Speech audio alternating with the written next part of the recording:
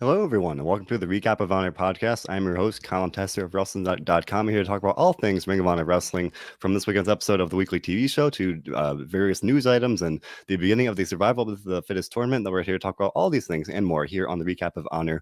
Before I do, just want to remind you all that this show, like everything we do here at WrestleZone, is available on any number of streaming platforms, whether it's SoundCloud, Spotify, YouTube, Apple Podcasts, whatever it may be. We've got you covered. So leave a like and subscribe.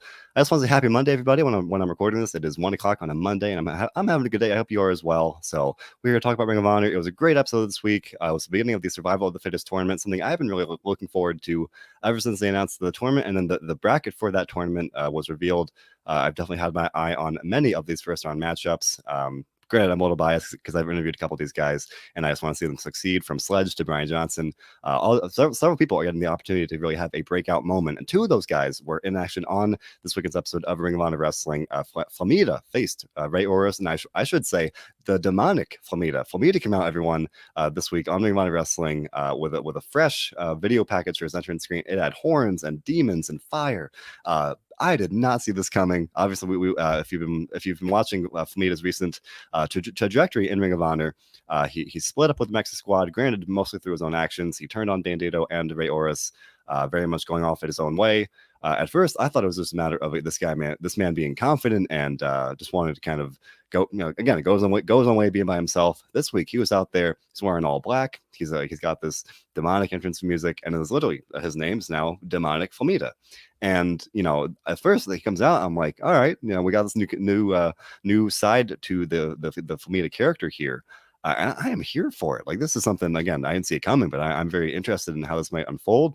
And I'd be very curious to see, like, just how, if there's really any layers to this, like if this is more than, I don't know. It does feel like there is something more than meets the eye here in terms of this new character, and I'm very curious to see if there's someone that maybe influenced him in this way, or if he has maybe he gets a manager, maybe he gets a tag team partner, or whatever it might be. This feels like a very a rich well of possibility here.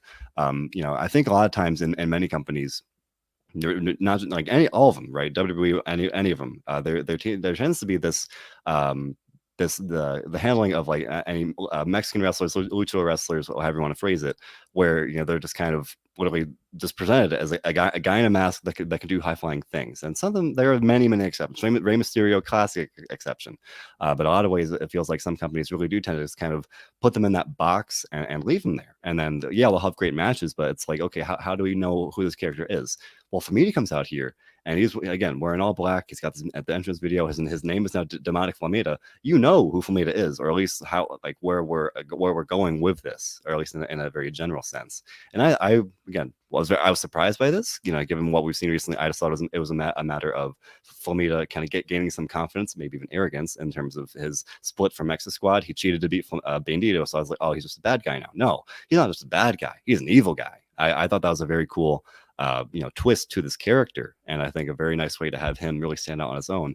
And let's not bury the lead, Flamita won this match, so he is going on in the Survival of the Fittest tournament, where the winners of these first round matches will go on to compete in a 6-man match, elimination style, and the winner of that will be the winner of the Survival of the Fittest tournament, and they'll earn a shot at the world title at some point in the future. So Flamita won this match. This was, if you remember back at the 19th anniversary pay-per-view, Mexican Squad, Bandito, Flamita, and Ray Oris met in the triple threat match, and it was a blast. All three guys were flying. They were doing high flying offense. They were just, they stole the show. And I think that was it wasn't even a match that was announced for the card, and they went out there, they stole the show. They left me and many other fans begging for more. All three men immensely talented, and maybe the very best, among the very best at least, of lucha wrestling, of high flying wrestling. It's just in general. In the business today. I remember really enjoying that match. So when we had this match on the bracket for the tournament, I was like, all right, Flamita and Ray Oris they're going to go out there and they're going to put on a very good match, and they did. I took notes of what Flamita did here, and it was just crazy. I didn't want to just entirely focus on him, but he did. The man had an apron spear. He went out there, throwing himself to the wind and just sacrificing himself, and it was he clearly a guy doing whatever it takes to win. He hit Oris with a chair, And something that we see sometimes in Ring of Honor, where the official has a discussion where even if it's not a no DQ match, the official can say, okay, this is an important match either for a title or for a title shot. So with some discretion there, Todd Sinclair did not ring the bell here. And so the match went on. That chair shot did give Flamita some more momentum there, and I just couldn't even take note of everything he did. He hit Oris with a standing Spanish fly on the outside. Oris, I don't want to leave him out. He hit some incredible moves as well. He got some great height on Tornado DDT. He was flying out there doing dives to the outside as well. Both guys very, very talented. Ever since Mexico Squad arrived in Ring of Honor, I've really wanted to see all three guys achieve great things, and they held the 6-man titles. But when they broke up, I think it was very fair to wonder, like, okay, what's next for these three very talented performers? Well, we've got Flamita going full on demonic here. Bandito lost Flamita, or I think that was last month at this point on Ring of Honor Wrestling, but he's very, very talented as well. I'm sure he's going to do great things in Ring of Honor. Ray Oris definitely held his own here, proved that he could definitely be a title contender. Just one to kind of keep an eye on here in Ring of Honor as well. So Flamita did win the match. He hit like a muscle buster combined with a gourd buster or a gut buster, and then a super kick for the win. So Flamita will be going on in the survival of this tournament into that 6-man tag team match, or sorry, that 6-man elimination match, where the winner of that will earn a title shot. Now, I do want to mention that this is on Monday. Tomorrow on Tuesday, Brian Johnson will face Sledge on Ring of Honor Week by Week. That'll be another first round matchup.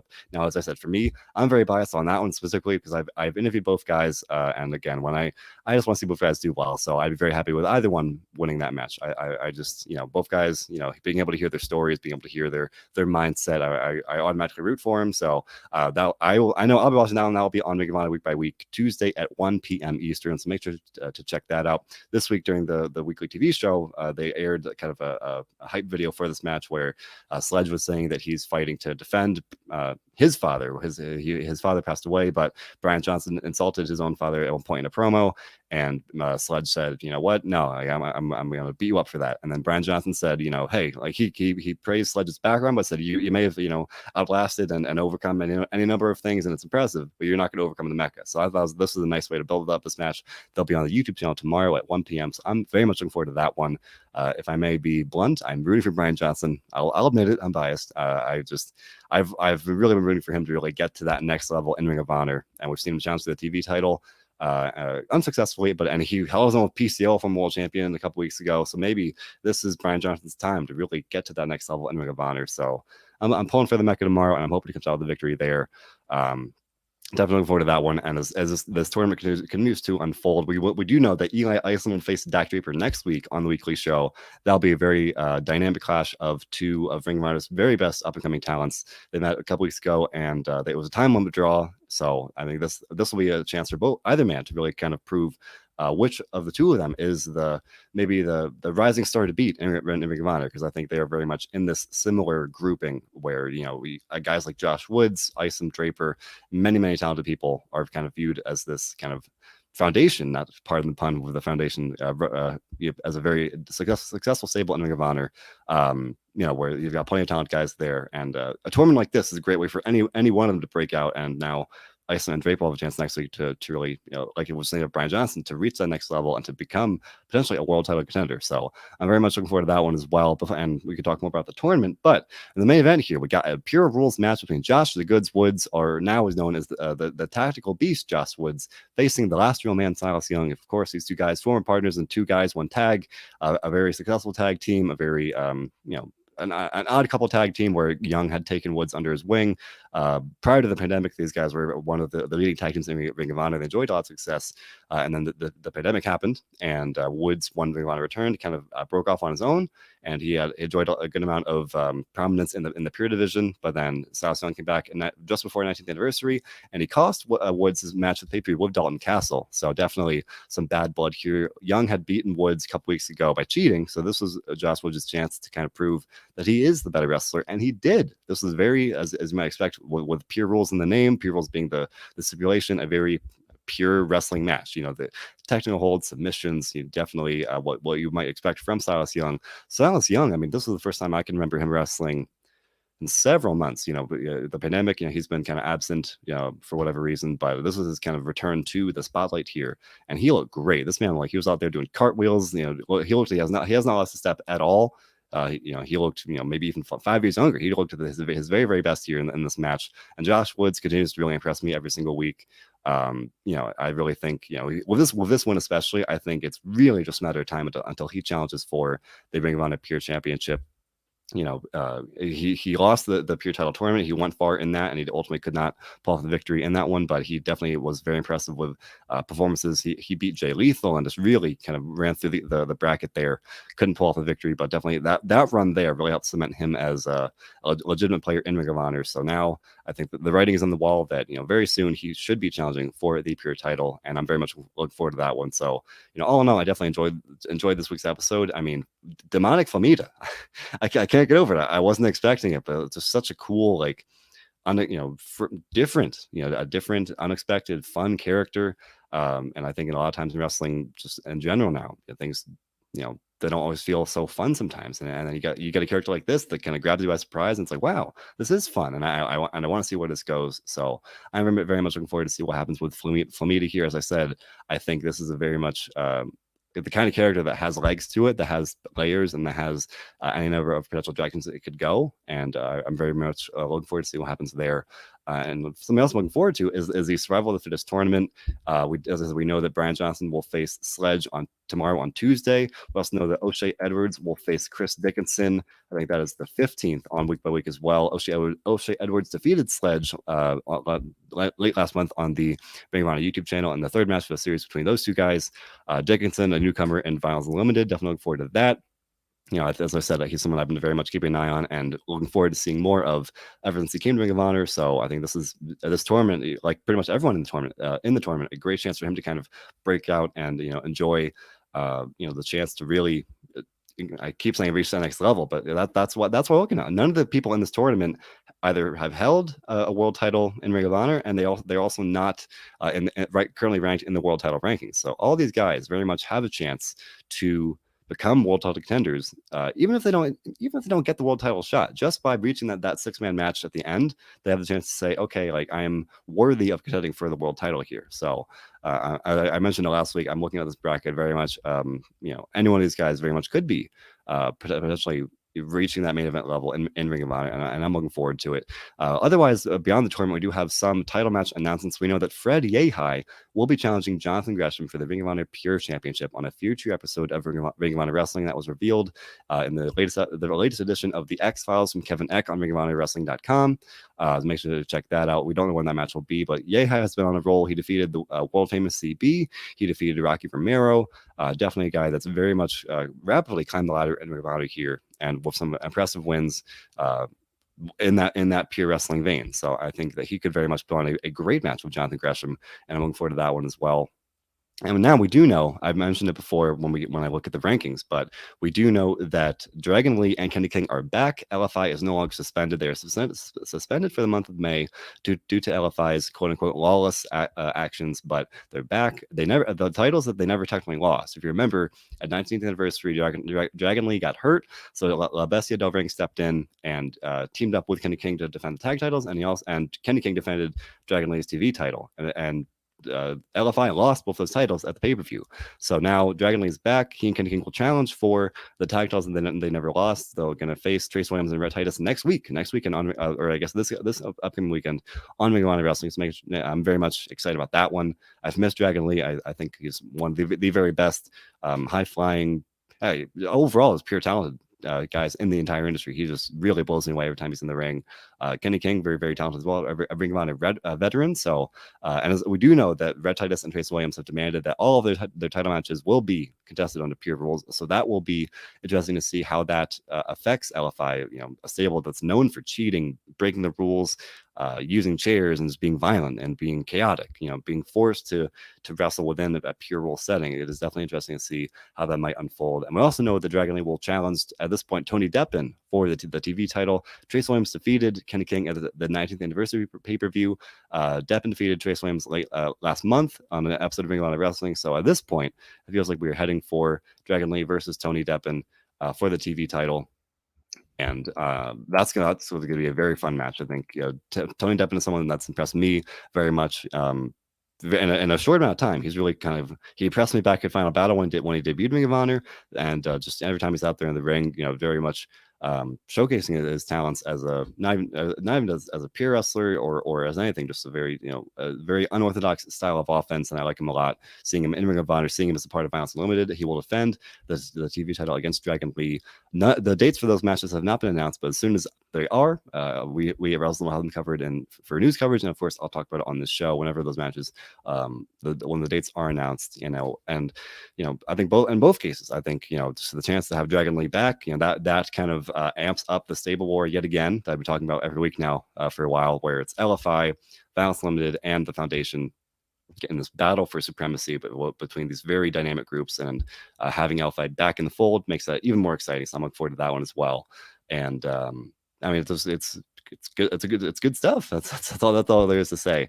And beyond that, we do know that looking a little further forward, the first match for Ring of Honor Best in the World, Ring of Honor's proud return with fans in July, will be a big match. The big match has been announced. It's Brody King facing former world champion Jay Lethal. That's the warfare I was just talking about. This will be definitely kind of a big clash of, if not necessarily the stable leaders, I would argue.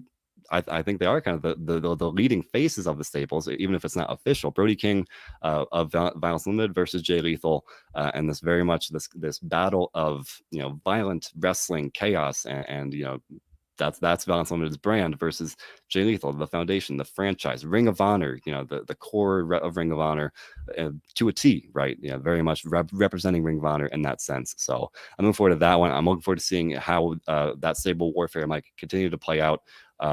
But especially in this case between Violence Limited and the Foundation, because I think it's one thing when you've got LFI kind of being rule breakers, but then literally this pure clash of the wrestling and then the Foundation versus violence and fighting. It's inherently contradicting, and I think that's just something's got to give. So yet again, yet another week, I'm very much looking forward to just how this stable warfare continues to unfold. And as I mentioned, we've got this the survival of this to look forward to. We've got Best in the World a little further down the road there, just next month already, though. So that's very, very, very rapidly approaching.